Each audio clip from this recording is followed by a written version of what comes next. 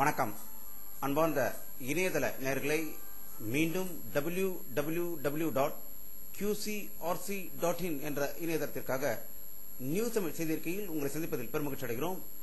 இன்று 20 அக்டோபர் 2009க்கான முக்கிய செய்திகளை தற்போது பார்க்கலாம். உலக தமிழ் செம்மொழி மாநாட்டை அதிமுகவும் மதிமுகவும் புறக்கணிக்கும் என்றும் இது உண்மையான உலக தமிழ் மாநாடு கிடையாது என்றும் கருணாநிதியின் சொந்த மாநாடாக இது அமையும் என்று செல்வி ஜெயலலிதா அவர்கள் அறிக்கை வெளியிட்டுள்ளதாக சென்னையில் இருந்து தகவல்கள் வெளிவந்து கொண்டிருக்கிறது.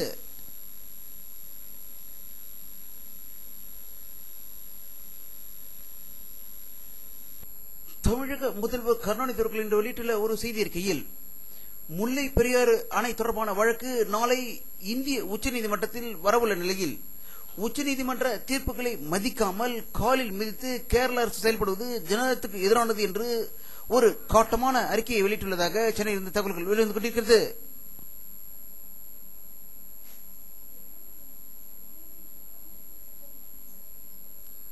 உளுந்தூர்பேட்டை அருகே அரசு பஸ் மீது கார் மோதியதில் 5 பேர் பரிதாபமாக உயிரிழந்ததாகவும் திண்டுக்கல்லிருந்து சென்னை நோக்கி வந்த காரும் சென்னையிலிருந்து திருச்சி சென்ற அரசு பேருந்தும் மோதியதால் உளுந்தூர்பேட்டையில் பயங்கர பரபரப்பு ஏற்பட்டதாக தகவல்கள் வெளிவந்து கொண்டிருக்கிறது.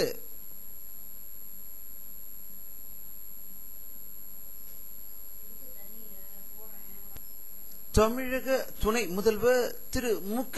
ஸ்டாலின் அவர்களை தலைமைச் செயலகத்தில் இந்திய அமெரிக்கன் சேம்பர் ஆஃப் காமர்ஸ் சேர்ந்த குழுவினர் சந்தித்து பேசியதாக தலைமைச் செயலகத்திலிருந்து தகவல்கள் வெளிவந்து கொண்டிருக்கிறது.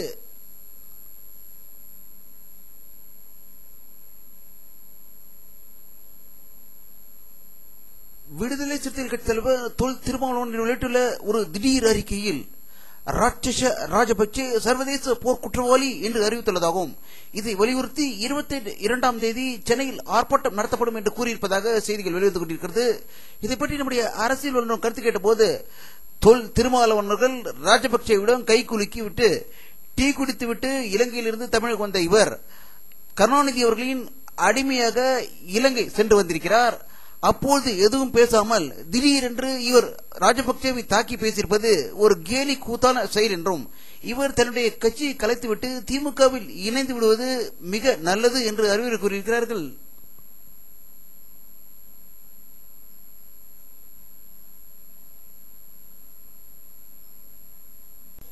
இந்திய பிரதமர் மன்மோகன் சிங் அவர்கள் இன்று முப்படை தளபதிகளை டெல்லியில் சந்தித்து பேசியதாகவும் ஒருபுறம் சீனா இந்தியாவை பயமுறுத்திக் கொண்டிருக்கிறது, மறுபுறம் பாகிஸ்தான் மற்றும் ஆப்கானிஸ்தானில் உள்ள தாலிபான்கள் மிரட்டிக் கொண்டிருக்கும் வேளையில் இந்த 2 நாடுகளையும் எப்படி சமாளிப்பது என்பதை பற்றி அவர்கள் பேச்சுவார்த்தை நடத்தியதாக டெல்லியிலிருந்து தகவல்கள் வெளிவந்து கொண்டிருக்கிறது.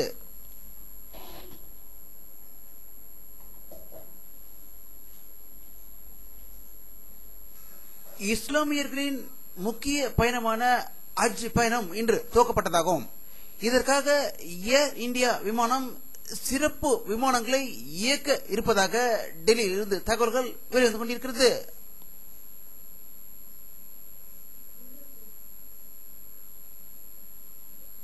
சிவகாசி அருகே உள்ள தெற்கு அணை கூட்டம் கிராமத்தில் மழை வேண்டி சுமார் 1/2 கிலோமீட்டர் தூரம் மண்ணில் உருண்டு கொண்டே நுதான முறையில் மண்ணை வழிபட்டு மழை வர வேண்டும் என்று பிரார்த்தனை செய்ததாக சிவகாசியிலிருந்து தகவல்கள் வெளிவந்து கொண்டிருக்கிறது.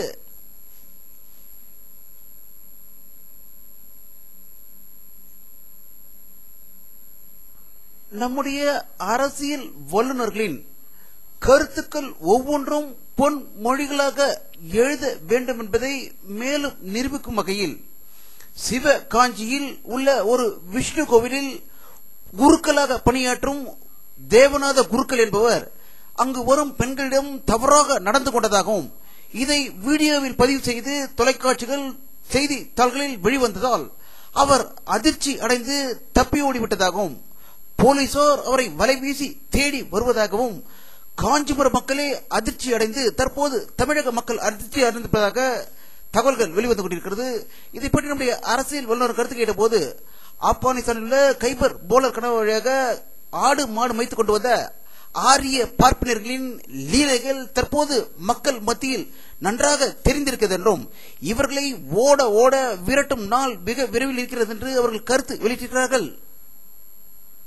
பாகிஸ்தான் நாட்டை இஸ்லாமிய நாடாக உருவாக்கியதும் இந்தியா மீது தாக்குதல் நடத்தப்படும் என்று தாலிபான்கள் கூறியிருந்தார்கள். இதற்கு பதிலடி கொடுக்கும் வகையில் மாவோயிஸ்டுகள் என்று வெளியிட்டுள்ள ஒரு செய்தி அறிக்கையில் தாலிபான்கள் இந்தியாவை தாக்கினால் மாவோயிஸ்டுகளாக நாங்கள் தாலிபான்களை தாக்குவோம் என்று செய்தி வெளியிட்டிருப்பதாக புதுடில்லியில் இருந்து தகவல்கள் வெளிவந்து கொண்டிருக்கிறது.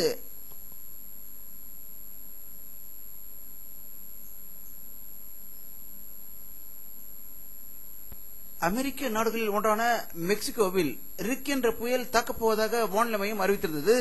இந்த புயலை ரசிப்பதற்காக சிலர் ஆசைப்பட்டு விடுதிகளில் தங்கி அலைகளை ரசித்துக் கொண்டிருந்த போது திடீரென்று பலத்த அலை விடுதிக்குள் புகுந்ததால் அலறி அழைத்துக் கொண்டு ஓடும் நபர்களை இந்த படத்தில் காணலாம்.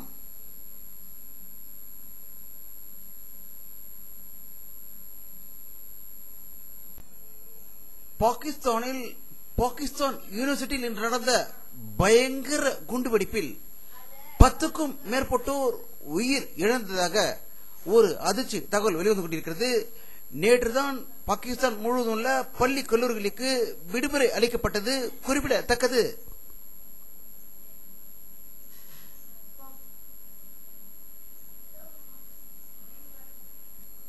மேற்கு வங்க மாநிலத்தில் மாவோயிஸ்டுகள் 2 போலீஸ்காரர்களை சுட்டு கொன்றுவிட்டு ஒரு போலீஸ்காரரை கடத்தி சென்றுள்ளதாக ஒரு அதிர்ச்சிகர தகவல் கொல்கட்டாவில் இருந்து வெளிவந்து கொண்டிருக்கிறது.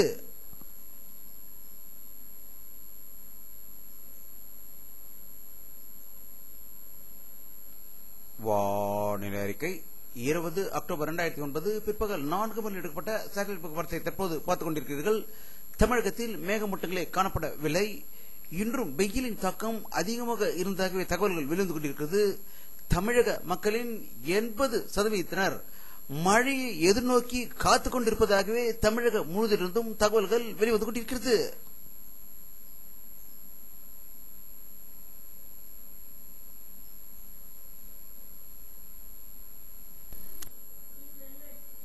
இத்துடன் இந்த செய்தி அறிக்கை நிறைவடைகிறது. மீண்டும் நியூஸ் தமிழ் செய்தி அறிக்கையில் உங்களை சந்திக்கும் வரை உங்களிடமிருந்து விடைபெறுவது உங்கள் கே பாலாஜி. நன்றி.